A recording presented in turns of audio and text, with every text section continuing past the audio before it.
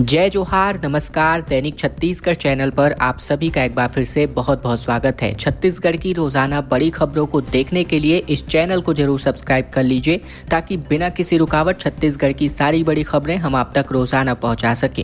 छत्तीसगढ़ के बजट में वित्त मंत्री ने ऐलान किया रानी दुर्गावती योजना का, जिसमें 18 साल पूरा होने पर लड़कियों को 1.5 लाख रुपए उनके खाते में दी जाएंगी। मंगलवार को वित्त मंत्री ओपी चौधरी द्वारा पेश किए गए बजट में महिला एवं बाल विकास विभाग का खास ध्यान रखा गया है। सरकार की सबसे महत्वाकांक्षी महतारी वंदन योजना के लिए बजट में 8200 करोड़ रुपए का प्रावधान रखा गया है। इसके साथ ही नई योजना शुरू करते हुए वित्त मंत्री ने रानी दुर्गावती योजना का ऐलान किया है। इस योजना में नोनी यानी कि लड़कियों के लिए 18 वर्ष की अवधि पूर्ण कर लेने पर उन्हें 1.5 लाख रुपए दिया जाएगा, जिसके लिए 15 करोड़ रुपए का प्रावधान रखा गया है। वही वित्त मंत्री ने प्रदेश के गांवों के लिए तकरीबन 250 महतारी सदन निर्माण के लिए 75 करोड़ रुपए का प्रावधान रखा है। साथ ही इस बजट की बात करें तो रानी दुर्गावती योजना प्रारंभ करने जा रहे हैं, जिस योजना के अंतर्गत नोनी के 18 वर्ष पूरा होने पर उसे 1.5 लाख रुपए दिया जाएगा, जिसके लिए 15 करोड़ का प्रावधान रानी दुर्गावती योजना के अंतर्गत किया जा रहा है। छत्तीसगढ़ में आने वाले 2 दिनों तक बारिश और बिजली गिरने को लेकर अलर्ट जारी किया गया है मौसम विज्ञान विभाग की ओर से। जहां मौसम का मिजाज छत्तीसगढ़ में बिगड़ा हुआ है। बंगाल में बने लो प्रेशर एरिया की वजह से प्रदेश में 48 से लेकर 72 घंटों के दरमियान हल्की बारिश हो सकती है और इस दौरान गरज चमक के साथ बिजली गिरने की भी संभावना जताई जा रही है। मौसम विभाग के मुताबिक आने वाले 2 से 3 दिनों के अंतर्गत तापमान में 2 से लेकर 3 डिग्री सेल्सियस तक की बढ़ोतरी हो सकती है। इसके बाद तापमान में कोई बड़ा बदलाव नहीं होगा। रात के तापमान में अगले 7 दिनों तक विशेष परिवर्तन की संभावना नहीं है। पिछले 24 घंटे में प्रदेश के कुछ इलाकों में हल्की से लेकर मध्यम स्तर की बारिश दर्ज की गई है। सबसे अधिक 40 मिलीमीटर की बारिश ओरछा और बड़े बचेली में रिकॉर्ड किया गया। तापमान की बात करें तो जगदलपुर में सबसे अधिकतम तापमान 34 डिग्री सेल्सियस दर्ज किया गया, जबकि सबसे कम न्यूनतम तापमान अंबिकापुर में 11.9 डिग्री सेल्सियस रहा। छत्तीसगढ़ में होली पर ड्राई डे रखने को लेकर आबकारी विभाग ने आदेश जारी कर दिया है। बता दें, छत्तीसगढ़ में होली के दिन शराब की दुकानें खुली रहेंगी या फिर बंद, इस पर आबकारी विभाग ने फाइनल फैसला कर लिया है। आबकारी विभाग ने होली पर ड्राई डे रखने का अंतिम निर्णय ले लिया है। इस बाबत आदेश भी जारी कर दिया गया है। उल्लेखनीय है कि छत्तीसगढ़ में आबकारी विभाग ने पिछले वर्षों में जारी साल में 7 ड्राई डे के फैसले को बदलते हुए केवल 4 ड्राई डे रखने का निर्णय किया था। इसके अनुसार होली के दिन भी शराब की दुकानें खुली रखने का निर्णय पारित किया गया था। विभाग ने इस निर्णय पर हाल ही मुख्यमंत्री विष्णुदेव साय ने विचार करने की बात कही थी। इसके बाद फाइनली बीते दिन विभाग ने आदेश जारी कर दिया। खुशी और उल्लास के पर्व होली पर पूर्व निर्धारित ड्राई डे यथावत लागू रहेगा। निर्धारित नियमों के अनुसार व्यवस्था सुनिश्चित की जाएगी ताकि प्रदेशवासी बिना किसी असुविधा के सुरक्षित और शांतिपूर्ण वातावरण में त्योहार मना सके। घोषित किए गए शुष्क दिवस के दौरान किसी भी दुकान, होटल, रेस्टोरेंट या क्लब में मदिरा की बिक्री पर पूर्णतः प्रतिबंध जारी रहेगा। मदिरा के अवैध परिवहन और विक्रय पर रोक के लिए जिला और राज्य स्तर पर निगरानी के निर्देश भी जारी किए गए हैं। राजनांदगांव में एक बड़ा हादसा टल गया, जहां एलपीजी टैंकर में भीषण आग लग गई थी। राजनांदगांव में बुधवार तड़के एलपीजी से भरे एक टैंकर में ट्रक के अगले हिस्से में आग लग गई और समय रहते इस आग पर काबू पा लिया गया, जिसकी वजह से एक बड़ा विस्फोट होते होते टल गया। ये घटना विधानसभा अध्यक्ष डॉक्टर रमन सिंह के कैंप कार्यालय के पास हुई। नागपुर की ओर आ रहा एलएमआर ट्रांसपोर्ट का यह एलपीजी टैंकर बता दें लगभग 40,000 लीटर गैस से भरा हुआ था। ट्रक के कैबिन में यानी इंजन वाले हिस्से में अचानक से आग की लपटें उठने लगी। नगर निगम के अग्निशमन विभाग के अधिकारियों और कर्मचारियों और पुलिस बल ने तुरंत मौके पर पहुंचकर इस आग को बुझाने का प्रयास किया। आग इतनी भीषण थी कि ट्रक का केबिन पूरी तरीके से जलकर लोहे के ढांचे में तब्दील हो गया। विंडशील्ड, टायर और अंदर की सीटें पूरी तरीके से जलकर राख हो गई।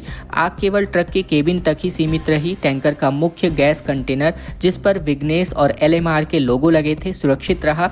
यदि आग गैस कंटेनर तक पहुंचती तो आसपास के कई किलोमीटर तक का हिस्सा इलाका पूरी तरीके से प्रभावित हो सकता था और इस बम धमाके की चपेट में आ सकता था। अंबिकापुर में पीलिया से 2 लोगों की मौत हो गई और 60 लोग अब भी बीमार हैं। 4 वार्ड प्रभावित हैं। पानी में खतरनाक बैक्टीरिया की पुष्टि हो चुकी है, जिसके विरोध में कांग्रेस ने निगम का दफ्तर कार्यालय घेराव कर दिया। छत्तीसगढ़ के अंबिकापुर नगर निगम क्षेत्र में पिछले 10 दिनों से पीलिया के तकरीबन 60 मरीज सामने आ चुके हैं। इनमें 2 मरीजों की मौत हो चुकी है। मृतकों में 13 साल का एक बच्चा और एक युवक शामिल हैं। स्वास्थ्य अमले ने प्रभावित इलाके के पानी में खतरनाक बैक्टीरिया ई कोलाई की पुष्टि की है। जानकारी के मुताबिक शहर के 48 वार्डों में से 4 वार्ड पीलिया फैल चुके हैं। इनमें नवागढ़ मोमिनपुरा इलाके में सबसे ज्यादा प्रभाव देखने को मिल रहा है। पूर्व डिप्टी सीएम टीएस सिंहदेव ने कहा कि पीलिया शहर के पश्चिमी क्षेत्र और आखिरी छोर में फैल चुका है। सरकार जल्द से जल्द सर्वे कराए। वहीं कांग्रेस ने इसके विरोध में निगम कार्यालय का घेराव भी किया। इंजीनियर ने मास्टर चाबी से तकरीबन 31 बाइकें चुराई। रायपुर में बस से बीएसपी आता और बाइक चुराकर जसपुर में बेचा करता था। बता दें, छत्तीसगढ़ के भिलाई स्टील प्लांट की पार्किंग से बाइकों की सिलसिलेवार चोरी का खुलासा आखिरकार दुर्ग पुलिस ने कर दिया है। गिरोह का सरगना मैकेनिकल इंजीनियर निकला, जो पहले बीएसपी में संविदा पर काम किया करता था। बाद में उसी प्लांट की पार्किंग के अपना टारगेट बनाकर बैठा था।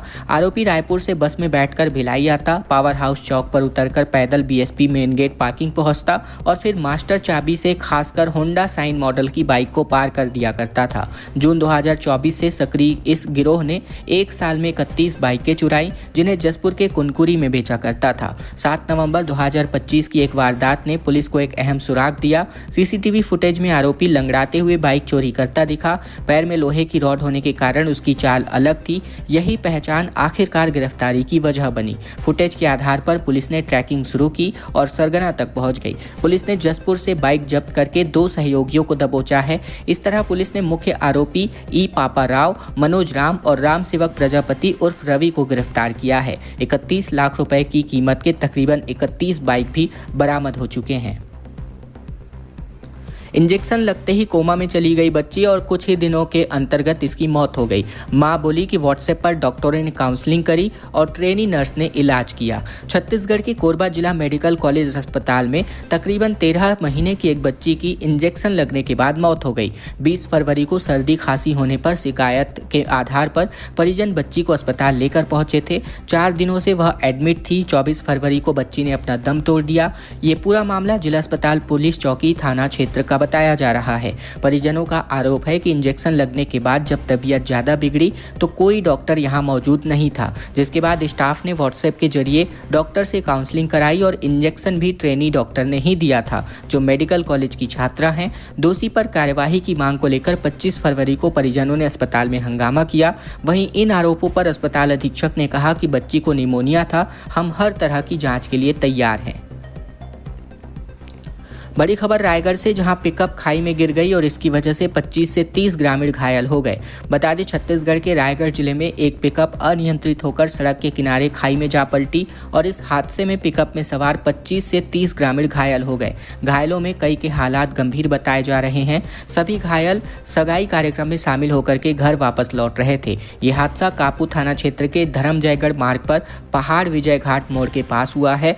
जानकारी के अनुसार छाल थाना क्षेत्र के ग्राम बंगुर सूता के कंवर समाज के लगभग 25 से 30 लोग इस सगाई कार्यक्रम में शामिल होने के लिए पिकअप में कापू थाना क्षेत्र के ग्राम पोढ़ी गए हुए थे। दिन में सगाई के बाद रात 8 बजे वे पिकअप में अपना गांव वापस लौट रहे थे। कापू से धर्मजयगढ़ मार्ग पर पहाड़ विजय घाट मोड़ के पास पिकअप अनियंत्रित होकर खाई में जा पलट गई और इस हादसे में सभी लोग गंभीर रूप से घायल हो गए। इस घटना की जानकारी मिलते ही आसपास के लोगों ने थाना को घटना की जानकारी दी। इस हादसे के बाद पुलिस तुरंत मौके पर पहुंच गई और सभी घायलों को इलाज के लिए कापू अस्पताल भेजा गया है।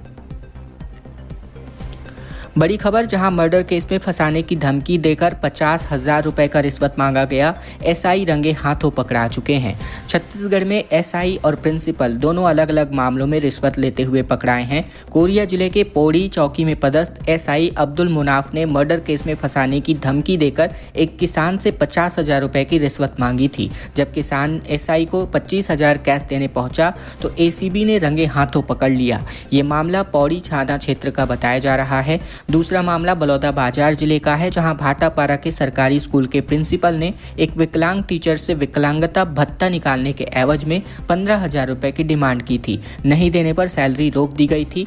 एसीबी ने मौके पर पहुंचकर उसे गिरफ्तार कर लिया। दोनों ही मामलों में कार्यवाही का वीडियो सामने आया है। वीडियो में पुलिस कर्मचारी अपने बचाव में पैसा मांगने का सबूत मांगता नजर आ रहा है। अंबिकापुर के ग्राम पोड़ी के रहने वाले किसान सत्येंद्र प्रजापति के घर का निर्माण कार्य चल रहा था। किसान ने गांव ही के मजदूर मोहित घसिया से ईंट बनवाई थी। 21 फरवरी को मजदूर ने ईंट निर्माण के लिए गड्ढा खोदा था, जिसमें पानी भर गया। उसी रात मजदूर के बेटे की पानी में डूबने की वजह से मौत हो गई थी और इसके बाद ये पूरा मामला थाना पहुंच गया था। बजट वादे को पूरा करने के लिए सरकार कर्ज ले सकती है। वित्त मंत्री ने कहा कि आरबीआई की तय लिमिट में कर्ज लेंगे। किसानों को 5 HP तक की बिजली फ्री देने का वादा सरकार करती नजर आ रही है। छत्तीसगढ़ के वित्त मंत्री ओपी चौधरी ने संकल्प की थीम पर वित्तीय वर्ष 2026-27 का 1,72,000 करोड़ रुपए का बजट पेश किया। बता दें कि बातचीत में उन्होंने कहा कि किसी एक क्षेत्र विशेष पर केंद्रित नहीं, बल्कि पूरे प्रदेश के संतुलित विकास का ये बजट है। ओपी चौधरी ने कहा कि बस्तर और सरगुजा पर विशेष ध्यान जरूर है, लेकिन मैदानी इलाकों समेत सभी क्षेत्रों के लिए समान रूप से प्रावधान किए गए हैं। साथ ही कर्ज लेकर उठ रहे सवालों पर उन्होंने दो टूक कहा कि राज्य भारतीय रिजर्व बैंक की तय सीमा के भीतर ही ऋण लेगा और उसका बेहतर उपयोग विकास कार्यों में किया जाएगा। बता दें कि इन्होंने आगे कहा कि हमने बजट के प्रावधान को बहुत सरल तरीके से समझाया है। बस्तर के युवाओं के लिए अबूझमाड़ और जगरगुंडा एजुकेशन सिटी लाई गई है। बाकी क्षेत्रों के बच्चों और युवाओं के लिए मुख्यमंत्री शिक्षा सहयोग योजना लाई गई है, जिसके अंतर्गत संभाग मुख्यालय में पढ़ाई करने वाले प्रतिभाशाली बच्चों को आर्थिक सहायता दी जाएगी। छत्तीसगढ़ के बिलासपुर हाईकोर्ट को बम से उड़ाने की धमकी मिली, जहां ईमेल के माध्यम से कैंपस को निशाना बनाने का जिक्र किया गया।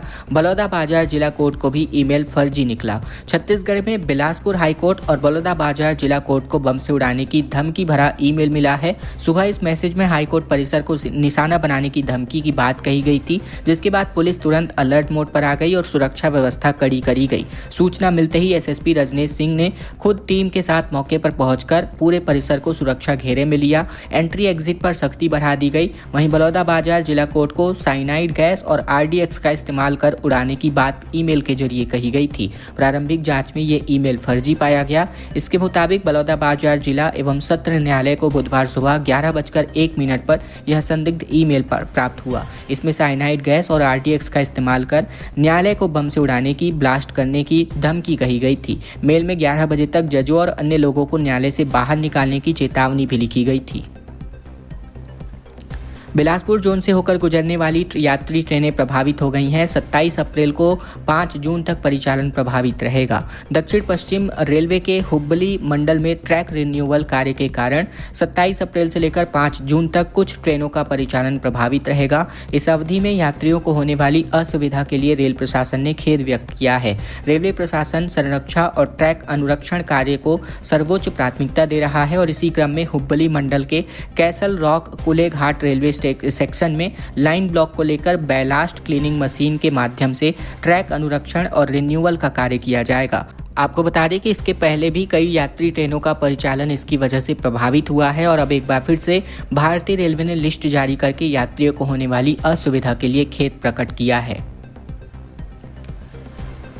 बड़ी खबर छत्तीसगढ़ के डौंडी क्षेत्र से आ रही है, जहां मरार टोला में एक बड़ा हादसा हो गया। एक बच्चे की मौत हो गई स्कूल बस के नाले में गिरने की वजह से और साथ ही 13 लोग घायल हो गए। छत्तीसगढ़ के बालोद जिले में बुधवार की शाम को एक बड़ा हादसा हो गया, जहां एक स्कूली बस अनियंत्रित होकर के पुल के नीचे जा गिरा। इस हादसे में एक की मौत हो गई, जबकि 13 से अधिक स्कूली बच्चे गंभीर रूप से घायल हो गए। घायल स्कूली बच्चों को डौंडी के सामुदायिक स्वास्थ्य केंद्र लाया गया, जहां उनका इलाज जारी है। ये घटना डौंडी थाना क्षेत्र के मरार टोला गाँव की है। जानकारी के अनुसार आजाद पब्लिक स्कूल के 15 से अधिक बच्चे छुट्टी होने के बाद फोर्स वाहन में बैठकर घर जा रहे थे। इसी बीच मरार टोला गांव के पास अचानक वाहन अनियंत्रित होकर पुल के नीचे जा गिरा और इस हादसे में एक की मौत हो गई। वहीं बाकियों को अस्पताल में भर्ती करवाया गया है, जहां उनका इलाज जारी है। खबरों का सिलसिला बस यहीं तक का था। अगर आपको यह वीडियो अच्छा लगा तो वीडियो को एक छोटा सा लाइक कर दीजिए। चैनल पर नए हैं, चैनल को जरूर से सब्सक्राइब कर लीजिए, ताकि बिना किसी रुकावट छत्तीसगढ़ की सारी बड़ी खबरें रोजाना ठीक इसी प्रकार हम आप तक पहुंचा सके। चैनल को सब्सक्राइब करने का छोटा सा काम आप लोगों को